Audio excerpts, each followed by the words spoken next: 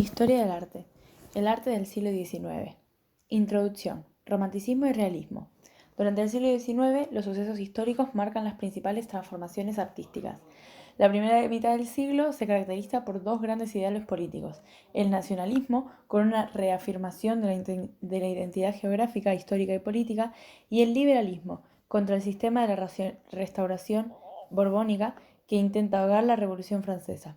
En 1848, el proletariado participa como importante fuerza política y Marx y Engels publican el Manifiesto Comunista. En las artes, esto se traduce en la aparición de dos grandes movimientos: el romanticismo, que abarca la primera mitad del siglo XIX, como una bandera de las jóvenes generaciones que aspiran a consolidar triunfos revolucionarios, y el realismo, que aparece a partir de 1848, impregnado de altos ideales sociales. La pintura romántica. El romanticismo es un movimiento cultural que alcanza su plenitud en la primera mitad del siglo XIX. La sensibilidad romántica supone la exaltación de los sentimientos frente a la razón del neoclasicismo. Subraya lo individual, valora la emoción y rechaza el sometimiento a las normas. Se exaltan los sentimientos de rebeldía y de libertad y se siguen con pasión procesos revolucionarios como las revoluciones liberales. La Edad Media permite encontrar las raíces y la identidad de cada pueblo. Los temas son variados. Destacan los históricos, los literarios, como el amor y la locura, y los paisajes sugerentes, como las iglesias en ruinas, mostrando que lo liberal rompe con lo tradicional. Domina el color frente al dibujo y se utilizan dramáticos contrastes lumínicos. Las composiciones son complejas y dinámicas, como en el barroco, y se contraponen las composiciones a las composiciones neoclásicas. En Francia se dio la pintura que mejor se ajusta al espíritu romántico. Géricault hizo una obra, La balsa de la medusa, en 1818.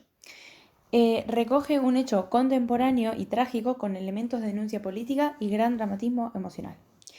El gran pintor romántico francés es Eugène Delacroix, que vivió entre 1789 y 1863. Fue un admirador de Géricault y estaba influenciado por Rubens, los venecianos y Velázquez en el uso del color. Por ello utiliza violentos contrastes de color y una técnica suelta y ágil con predominio del color sobre el dibujo. La libertad guiando al pueblo, pintada en 1830, representa la revolución de 1830 que tuvo lugar en París, pues se observa, por ejemplo, Notre Dame, y que pone fin a la restauración borbónica. Delacroix estructura la composición en una pirámide, cuya punta es la bandera francesa y los cuerpos muertos son su base.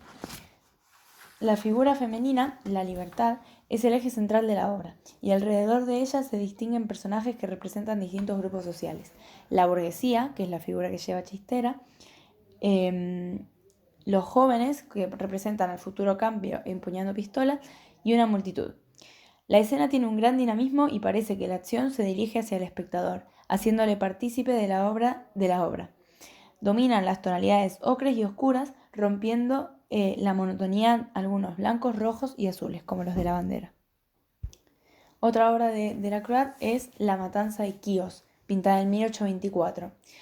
Esta rinde tributo a los griegos que estaban luchando por su independencia frente al poder otomano.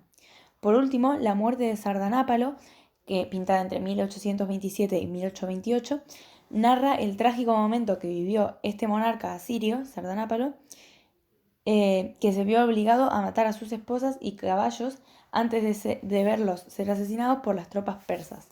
La escena es abigarrada, llena de agitación y violencia. La composición está en un plano oblicuo donde predomina el color rojo. Delacroix demuestra ser un buen conocedor de Rubens en el uso de la luz.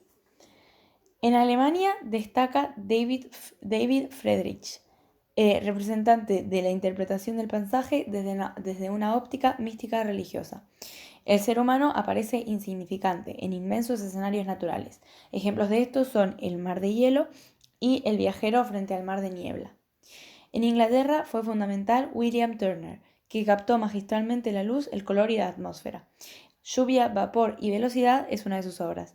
La luz se filtra a través del vapor del ferrocarril que ha perdido su definición y protagonismo. Por esta visión, Turner será una inspiración para los impresionistas. La pintura realista. El realismo supone el abandono de la temática tradicional por otra sensibilizada ante los nuevos acontecimientos sociales, Revolución de 1848, movimientos obreros, etc. Los artistas adoptan una actitud de compromiso ético con las clases trabajadoras como protagonistas, prestando atención a la realidad y criticando las injusticias sociales. Prefieren una pintura que refleje la realidad tal como es. En la técnica optan por la simplicidad, sirviéndose de una pincelada firme que origina formas precisas. Sus figuras destacadas son Courbet, Millet y Daumier. Gustave Courbet, que vivió entre 1819 y 1877, fue un socialista contrario al academicismo de la época que apostó por un arte que reflejara a la realidad del siglo XIX, las clases trabajadoras o escenas de la vida cotidiana en ambientes rurales. Estas pinturas son testigos de la realidad y no pretenden transmitir ningún mensaje. Sus dos obras son El entierro en Ornans y El estudio del pintor. El entierro en Ornans, de 1849. Courbet pintó un entierro, una escena de la vida cotidiana y social. Se valió de unas 50 personas de su pueblo como modelos, que no gustaron al público más academicista por su vulgaridad. Las figuras se distribuyen de modo horizontal, contrastando con la línea vertical del crucifijo. La gama cromática resulta muy reducida, destacando los blancos de los clérigos y del perro, y los rojos de los hábitos. El estudio de pintor, pintado en 1885, es una obra de gran formato. Courbet aparece pintando un paisaje junto a una mujer desnuda, su musa, bajo la mirada de un niño. Alrededor se ven personajes de su tiempo, entre los que se encontraban sus amigos. Honoré Daumier, que vivió entre 1808 y 1879. Fue sobre todo un dibujante que critica a la burguesía mediante la sátira política y la caricatura. Sus personajes son gente sencilla, marginados, como en El vagón de tercera y La lavandera. Por último, François Millet, que vivió entre 1814 y 1875, pretende exaltar la figura humana y dignificar su trabajo. Es el pintor de los campesinos. La sencillez, la calma y la serenidad son características de sus cuadros, a veces envueltos en místicos ambientes, como el Angelus, que es el amanecer, y las espigadoras.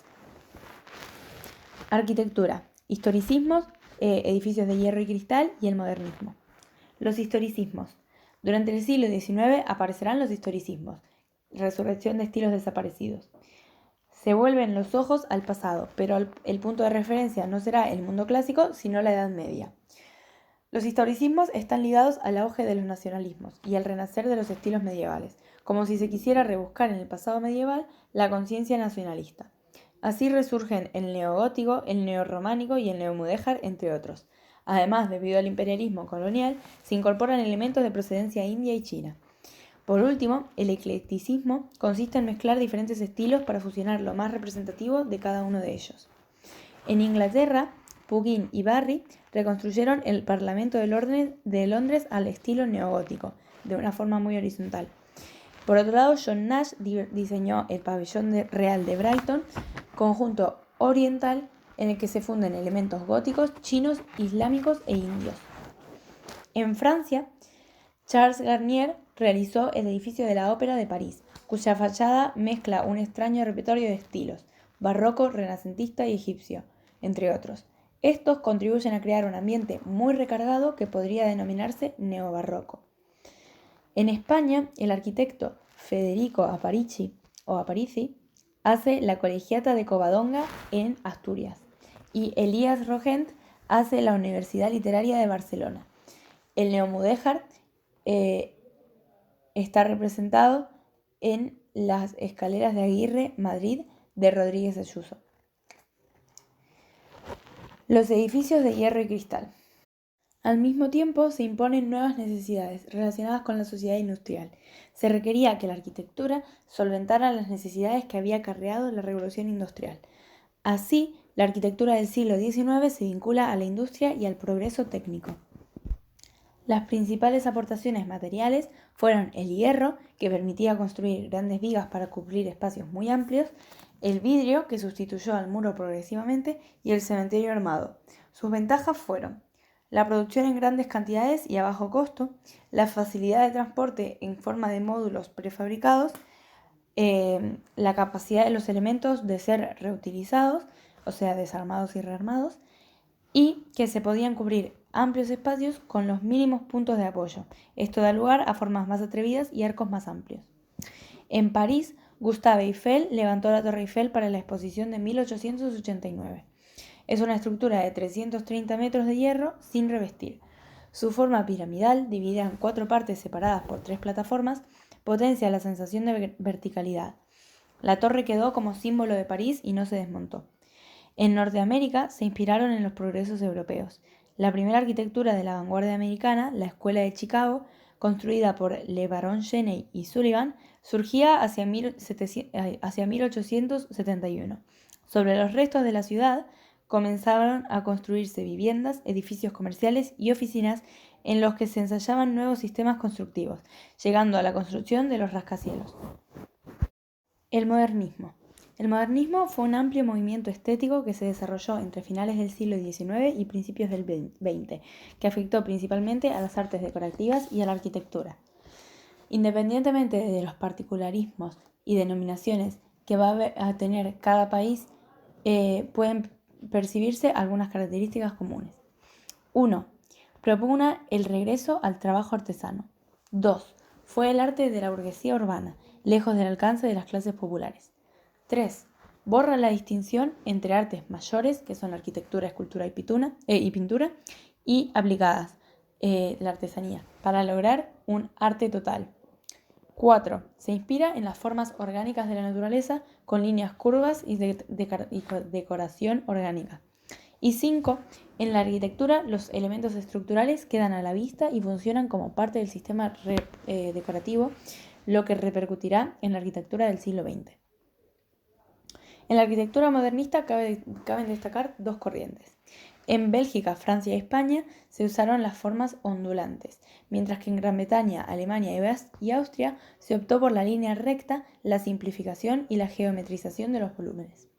En España, el modernismo catalán está asociado al auge de la burguesía y al renacimiento cultural que recupera el pasado medieval para crear un estilo nacional propio. Destacó Antonio Gaudí, que vivió entre 1852 y 1926, y fue un arquitecto de gran fuerza creativa. Sus primeras obras tuvieron influencias neomudéjar y neogótica, como Casa Vicens y El Capricho de Colmillas. Hacia 1900 se decanta por las formas orgánicas. Sus creaciones sugieren formas vivas, vegetales o animales, demostrando un profundo amor a la naturaleza. Un buen ejemplo es el Parque Güell, en Barcelona. Gaudí persigue la fusión entre naturaleza y arquitectura mediante paredes sinuosas, formas óseas en los balcones y más. Ejemplo de ello son la Casa Milá o La Pedrera y la Casa Batlló. En muchas de sus obras, como en esta última, la Casa Batlló y en el Parque Güell, utilizó el trencadís, que son fragmentos rotos de cerámica dispuestos sobre una superficie, a modo de decoración. La Sagrada Familia, no terminada, refleja las influencias del gótico catalán. La fachada del Nacimiento destaca y consta de 3 puertas ligeramente apuntadas y 4 torres. Las formas vegetales y geométricas se mezclan entre sí, produciendo la impresión de que todo ello es una rara emanación de la tierra. Multitud de esculturas religiosas llenan los huecos, destacando un ciprés en el vano central y el ya nombrado Nacimiento de Cristo en la fachada. El impresionismo, pintura y escultura. Pintura, Monet, Renoir y Degas. El impresionismo significó la ruptura definitiva con el arte tradicional. Contó con la firme oposición de la mayor parte de los sectores sociales, incluyendo las academias. Surgió en torno a 1860. Los artistas se unieron por un sentimiento de amistad. Se reunían en tertulias y en los cafés parisinos para discutir sobre cuestiones pictóricas, y se puede decir que su forma de pintar ha pervivido hasta nuestros días. Las principales aportaciones impresionistas fueron: 1. La luz. Los impresionistas descubrieron que los colores no son inmutables, sino que dependen de la luz. De ahí que los pintores plasmen los colores tal y como los ven, sin que les importe el color que objetivamente tienen las cosas. Intentaron plasmar el instante fugaz, la impresión de un momento determinado. Luego tenemos la teoría de los colores. Los estudios físicos sobre los colores simultáneos, los complementarios y la relatividad del color tuvieron un amplio eco en el arte. Como la retina del espectador es la que mezcla los colores, el autor ya no los mezcla en la paleta, sino que los juxtapone en el lienzo para que el espectador lo reciba. 3. El gusto por la pintura al aire libre y los paisajes, un pretexto idóneo para plasmar los cambios de la luz. Y 4. Una técnica suelta y rápida, abocetada a base de pinceladas cortas. El dibujo con esta técnica se pierde. La forma y el volumen son sugeridos por las pinceladas. Manet es el precursor del impresionismo. Con Almuerzo sobre la hierba causó un gran escándalo. La presencia del desnudo femenino entre las figuras masculinas resultó provocadora. Manet eliminó el tradicional difuminado y el paisaje parece abocetado. Monet, Claude Monet, vivió entre 1840 y 1926 y fue el pintor más puro de los impresionistas y destacó como pintor de paisajes. En su primera época pintó paisajes fluviales y marítimos, centrándose sobre todo en los reflejos del agua bajo la luz.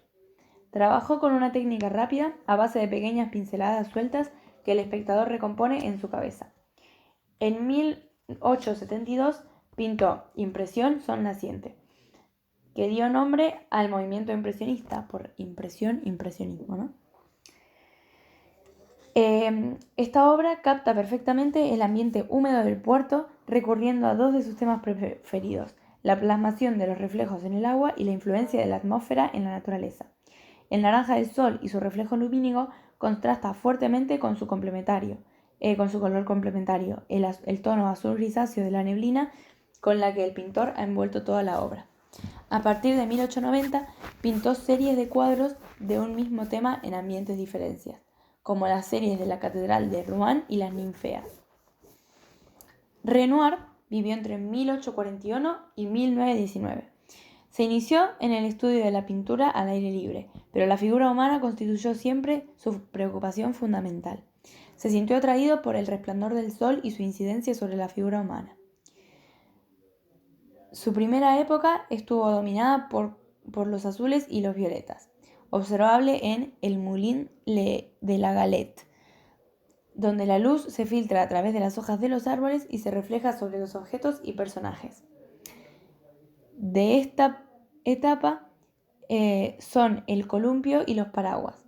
La gama de colores ya se torna más cálida más tarde, dominando los rosas y los ocres, con El almuerzo de los remeros y las bañistas.